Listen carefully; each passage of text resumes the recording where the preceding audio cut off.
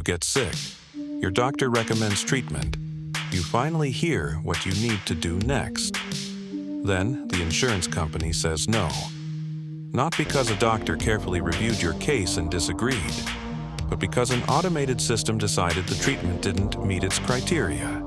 Maybe the decision arrives as a letter, maybe it's a notification in an app. A few sentences explaining that your claim has been denied. And suddenly, you're the one who has to prove that the machine is wrong. While you're sick, while you're scared, while the treatment you need may already be waiting. Welcome to Ethics Engine. Because AI is increasingly being used to help insurers process claims, assess medical necessity, and decide which cases deserve further review. And the uncomfortable question is, what happens when an algorithm gets your medical care wrong? Insurance companies have always used data. That's the foundation of insurance. Risk is calculated. Claims are assessed. Policies are priced. But artificial intelligence and machine learning systems can take that process much further. Instead of simply checking whether a form is complete, automated systems can analyze enormous amounts of information. A medical claim might contain diagnosis codes, procedure codes, clinical notes, previous treatment, patient history, provider information, and other records used to determine whether a claim fits the insurer's rules.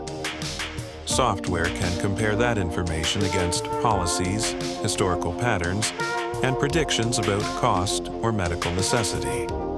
The goal is often presented as efficiency.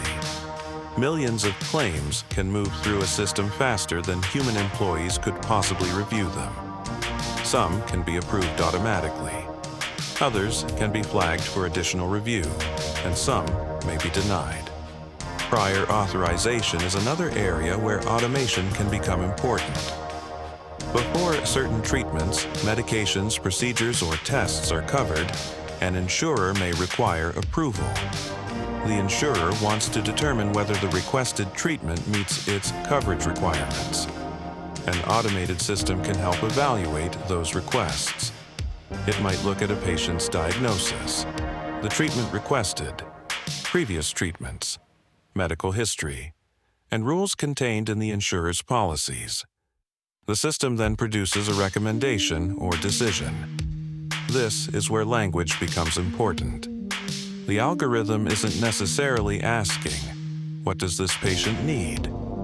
It may be asking, does this request resemble cases that our rules and models consider appropriate for coverage? Those aren't always the same question. A doctor is looking at a patient. An insurer is looking at a claim. An AI system is looking at data representing the patient and the claim. And the difference between those perspectives can become enormous when the situation doesn't fit neatly into the data. Imagine you've been dealing with pain for months. Your doctor finally recommends a procedure. You trust them. You expect the next step to be scheduling it. Instead, the insurance company says, denied. You call. You're transferred. You explain. Someone tells you that you can appeal. So you appeal, you submit paperwork. Your doctor provides additional documentation, and then you wait. The treatment doesn't necessarily stop being medically necessary because the insurance company denied it. But access to it can become much harder. For some patients, delays mean more pain. For others, they can mean missed work, additional medical appointments, more debt, or a condition becoming harder to treat. And while you're dealing with all of this, there's a strange psychological burden. You don't know who you're arguing with. A doctor may say, this is what I recommend. The insurer may say, this doesn't meet our criteria. And somewhere in between may be an automated system. You don't get to sit across from it. You can't explain your symptoms. You can't tell it that you're getting worse. You can't say, please look at what is actually happening to me. You are trying to communicate with an organization through codes, forms, documentation, and appeal procedures. And if the system is wrong, you may not even know why it was wrong. That creates a particularly frustrating kind of powerlessness because the decision feels precise, official, technical, almost unquestionable. But technical language can make a bad decision sound more certain than it actually is. There's a deeper issue here.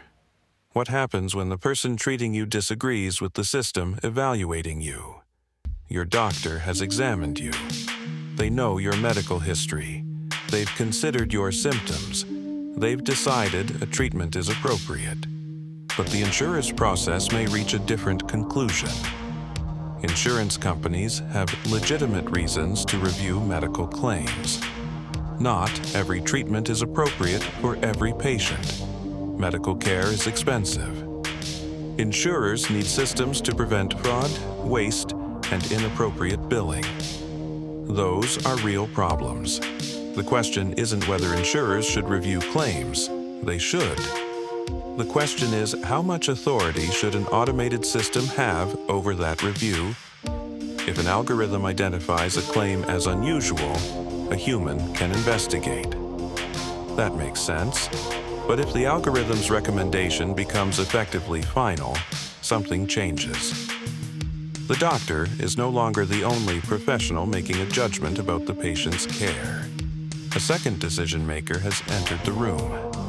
Except this decision maker isn't a person, it's a model. And models don't understand illness the way doctors do. They recognize patterns and information. That can be useful. But unusual patients are, by definition, difficult for pattern-based systems. Someone with a rare condition. Someone whose symptoms don't fit a standard pathway. Someone whose previous treatment failed. Someone whose circumstances are changing quickly. These are exactly the cases where rigid automated decision-making can become dangerous. The first problem is transparency. Patients often don't know exactly how an automated system contributed to a denial. They may receive a reason. But a reason isn't necessarily an explanation of the algorithm. There's a major difference between "This treatment is not covered under your policy," and "The automated system classified your case as low priority because these specific factors influenced the prediction." Without meaningful information, challenging the decision becomes difficult. The second problem is bias.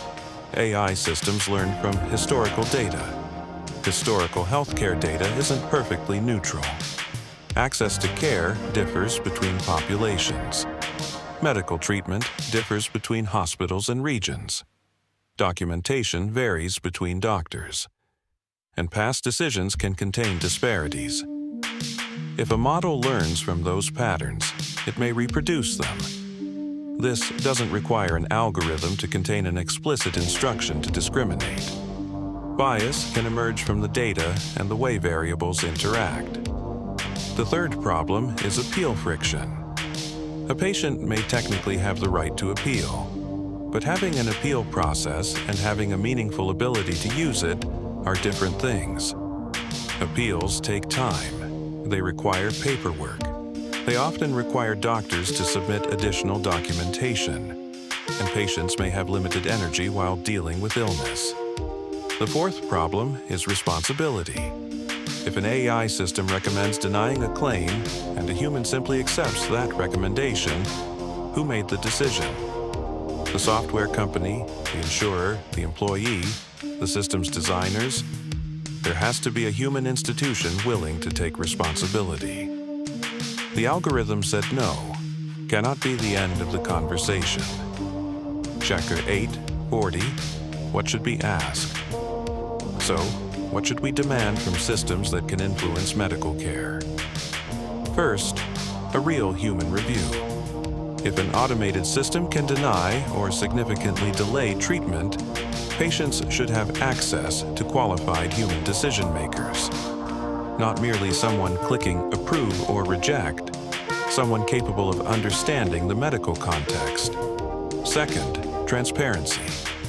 Patients should know when AI is being used in a significant decision about their claim or treatment. They should be told what role the system played. Third, an explanation, not simply a policy reference. Not a generic denial code, a meaningful explanation of the factors behind the decision. Fourth, a genuine appeal.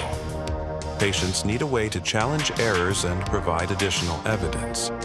And finally, limits. There may be some decisions that are appropriate for automation, but the more serious the consequence, the stronger the argument for human involvement. Approving a routine administrative claim is one thing. Denying treatment that a physician considers medically necessary is something else entirely. The technology should not be allowed to quietly expand its authority simply because it can process more information faster. There is a powerful argument for using AI in healthcare administration. It can reduce paperwork, it can identify inconsistencies, it can help process enormous numbers of claims, it can potentially catch fraud and speed up routine decisions. But efficiency isn't the only value that matters. When you're sick, you don't experience healthcare as a data set. You experience it as your body, your pain, your uncertainty, your family, your future. That's why the question isn't simply, can AI make insurance decisions faster? It can. The harder question is, what happens when the faster decision is wrong? Because an algorithm doesn't have to understand your suffering for its decision to affect you. It doesn't have to be conscious, it doesn't have to be malicious, it only has to be wrong. And when the consequence is delayed or denied medical care, that mistake can become very human, very quickly. So here's today's question. Should insurance companies be banned from letting AI make final decisions on medical claims without a real human review? Yes or no, and why? Tell us in the comments. Because the future of healthcare isn't only about what AI can do, it's about how much power we're willing to give it, and whether someone is still accountable when the machine gets it wrong.